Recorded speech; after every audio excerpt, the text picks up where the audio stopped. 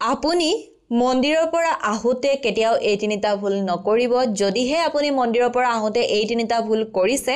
তেন্তে আপোনাৰ ঘৰত বেয়া দিন অৱশ্যে আহিব আপুনি মন্দিৰত যি বিচাৰি গৈছিল সেইখিনি আপুনি নাপাবও পাৰে গতিকে আপুনি জানেনে আপুনি মন্দিৰৰ পৰা আহোতে কি ভুল কৰিব নালাগে যদি নাজানে ভিডিওটো শেষলৈকে চাব আৰু আপুনি মন্দিৰৰ পৰা আহোতে কেতিয়াও এই ভুল নকৰিব কথাখিনি জানিব বিচাৰিলে ভিডিওটো চাব শেষলৈকে আপুনি যদিহে আপোনাৰ ইউটিউব ফেচবুক অথবা ইনষ্টা লিগেল আৰু অৰ্গেনিক ভাৱে গ্ৰোথ কৰিব বিচাৰে তেনেহলে আমাৰ লগত যোগাযোগ কৰিব আপুনি আমাৰ পৰা legal views legal subscriber legal followers এই সকলোবোৰ লিগেল আৰু অৰ্গেনিক ভাৱে ল'ব পাৰিব আমাৰ WhatsApp নম্বৰ 9864808721 আপুনি আমাৰ WhatsAppত মেছেজ কৰিব আপোনাৰ ক্ৰাইটেৰিয়াখিনি জনাই দিব আৰু আপোনাক আমাৰ তৰফৰ পৰা ফোন কৰা হ'ব গতিকে এনে ধৰণৰ সুবিধা বিচাৰি থাকিলে দেৰি নকৰি এতিয়া আমাৰ লগত যোগাযোগ কৰক এতিয়া আমি জানিম যে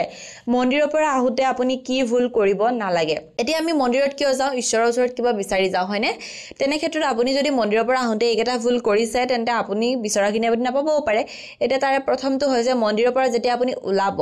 মানে মন্দিৰত আপুনি পূজা পাতল কৰিলে কৰা হৈ গল তাৰ পিছত যেতিয়া ঘৰলৈ আহিব অহাৰ সময়ত মন্দিৰত যেটো ঘণ্টি থাকে সেই ঘণ্টিটো আপুনি বজাই থৈ নাহিব এতিয়া বহু মানুহ আছে গম নেপায় মন্দিৰত সোমাওঁতে তেওঁলোকে ঘণ্টিটো বজাইছে আৰু যেতিয়া মন্দিৰৰ পৰা ওলাইছে আকৌ ঘণ্টিটো বজাই থৈ আহিছে আপুনি তেনেকুৱা ভুল নকৰিব ওলাই অহাৰ সময়ত কেতিয়াও ঘণ্টিটো নবজাব ই আপোনাৰ